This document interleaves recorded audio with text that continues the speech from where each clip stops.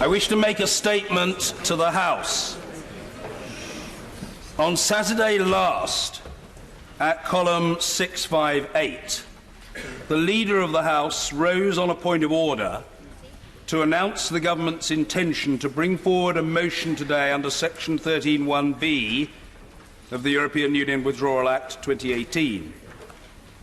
Unfortunately, the point of order did not prove to be a prelude to an emergency business statement on which colleagues could question, probe and scrutinise the Leader. Rather, for approximately an hour, 30 points of order were raised by no fewer than 24 colleagues with me, expressing disquiet and consternation that the Government intended to require the House to consider again on Monday the same matter which it had decided 48 hours earlier on the immediately preceding sitting day.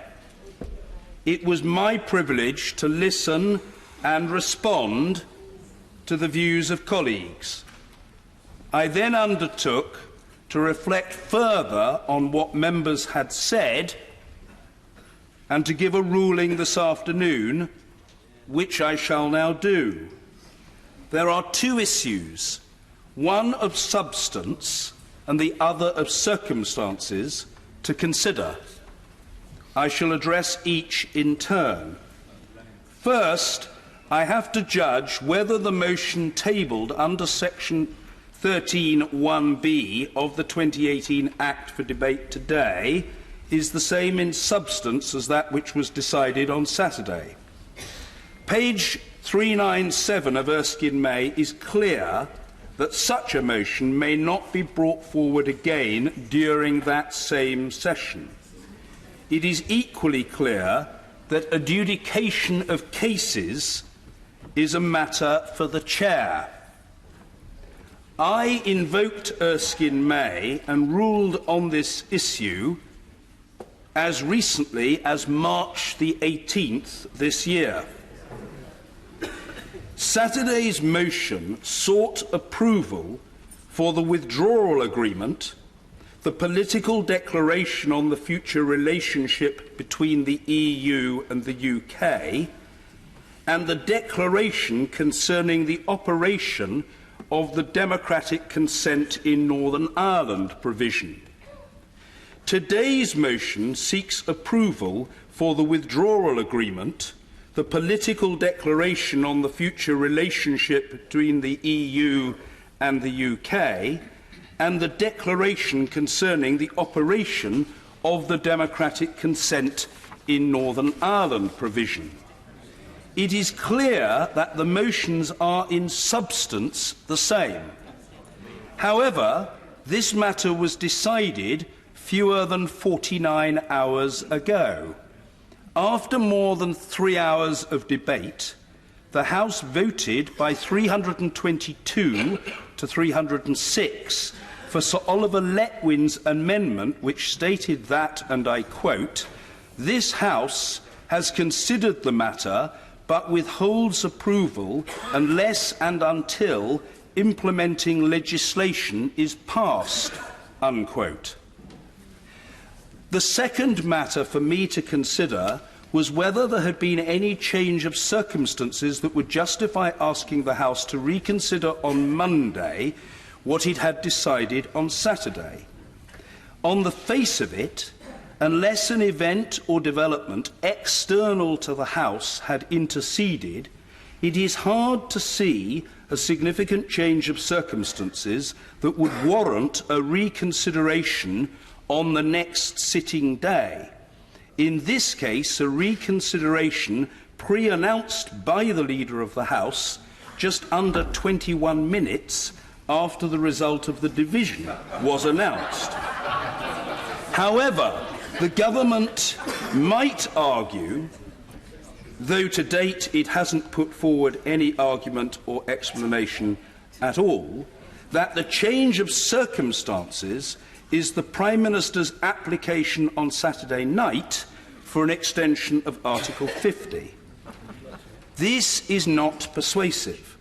The application is... This is not persuasive. The application is part of a process rather than a significant event in itself. In summary, today's motion is... I'm extraordinarily grateful to the honourable gentleman. If he'd bear stoically and with fortitude, I shall complete my statement. In summary, today's motion is in substance the same as Saturday's motion, and the House has decided the matter.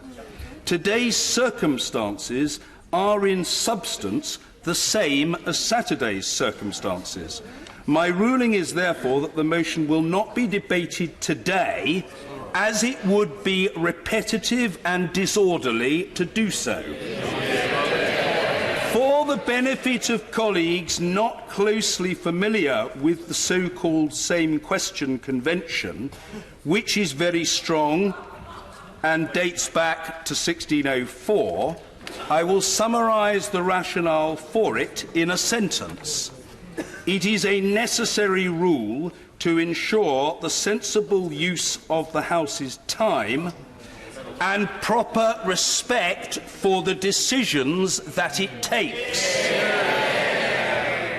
If it is not legitimate for the motion to be taken today, what is it legitimate for the government to do? The answer is that, as the Prime Minister himself signalled in his point of order on Saturday at column 653 and in his letter to members that evening, the government can introduce its EU withdrawal and implementation bill. Indeed, it has done just that, presenting the bill for its first reading today.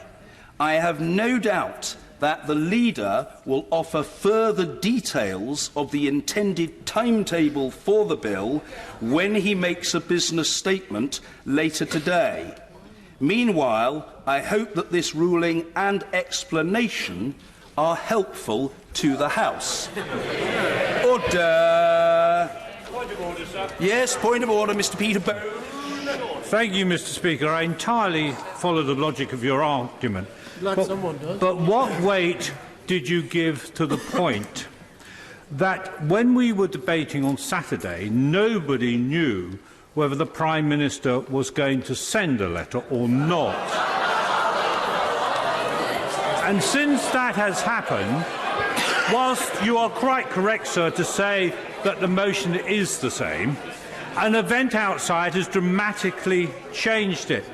And given that the motion on Saturday is very clear that final approval can't be done until the deal has gone through in legislation, would it not be, as you've always said, to let the House decide on this matter, notwithstanding the fact that the previous motion is clear what actually is going to happen? It would give the country the opportunity to know whether this House approves or disapproves of the Prime Minister's deal. I'm deeply grateful to the honourable gentleman for his point of order.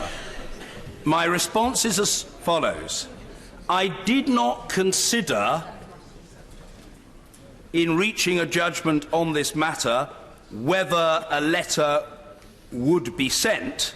The letter was sent on Saturday evening.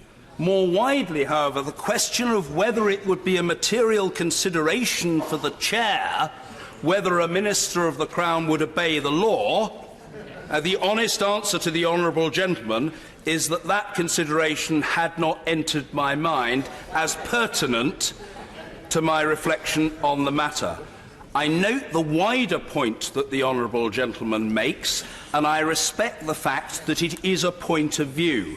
And I intend no discourtesy to the honourable gentleman when I say that I think I have made the argument for and explained the rationale behind the judgment that I have made. I'm not seeking to rubbish the honourable gentleman. I'm simply making... No, I'm not seeking to rubbish the honourable gentleman. I'm simply making the point that, having reflected on all of the considerations and the interests of the House, I have reached the conclusion I have reached. And it is important that colleagues hear all parts of it. and the honourable gentleman didn't like part of it, as is politely explained in his point of order, but he will also have heard me say what is open to the government to do. And the government can introduce its bill, and the government can propose a programme motion for it, and the government can proceed with the support of the House between now and the end of the month, as collectively Parliament prescribes. And that seems to me to be entirely proper. I will come to other colleagues. Yes, I'll come to other, particularly the illustrious chair of the European Scrutiny Committee. But first of all, a point of order, Mr. Kevin Brennan. Thank you, Mr. Speaker. As you'll recall, on Saturday afternoon, I was the honourable member who raised the issue that the Leader of the House should have been making an emergency business statement at that time, rather than relying on the device of a point of order to try to change the business today. I described it at the time as low-rent jiggery-pokery. Isn't it time, Mr. Speaker, that the government, instead of playing games with the business of this House, actually subscribe to the usual practices, inform the opposition of their intentions, and indeed inform the Speaker of this House of their intentions in advance, so that we can all get on and with the important business we have to conduct? Well, I'm grateful to the honourable gentleman. Look, let's focus on the arguments and the issues. As somebody, a very long-serving member of this House, once said, sadly no longer with us, it's not about policies, it's about policies, it's not about personalities. It's not about personalities, it's about policies. And so I don't want to get into the personalities of it. I know that the Leader of the House disapproves of jiggery-pokery, because I've heard him say so in the past. If memory serves me correctly, on March the 26th, 2015, in the Chamber, he made that very point, that he deprecated the use of jiggery-pokery. I don't want to get into that. I suppose what I want to say is this, that our precedents for changes in business being announced on points of order, it's not the norm, but there are precedents, and I don't want to ascribe any improper motive to the Leader of the House, whose personal courtesy to me over the years has been and remains unfailing. I hope I have reciprocated it. He made the judgment he made. There was very little notice that he was going to say what he said, but that was really perhaps a product of the circumstances. The honourable gentleman might think the circumstance could have been anticipated and some advance notice would have been helpful, but we were where we were, and I don't complain about having to respond to points of order. The Leader didn't stay for all the points of order, he stayed for some of them, but I feel certain that he will since have familiarised himself with all of them. We will hear from the Leader of the House later, and I'm sure we look forward to that. Yes, of course, yes. Well, first of all, point of order, Sir William Cash. I'm most grateful, Mr. Speaker.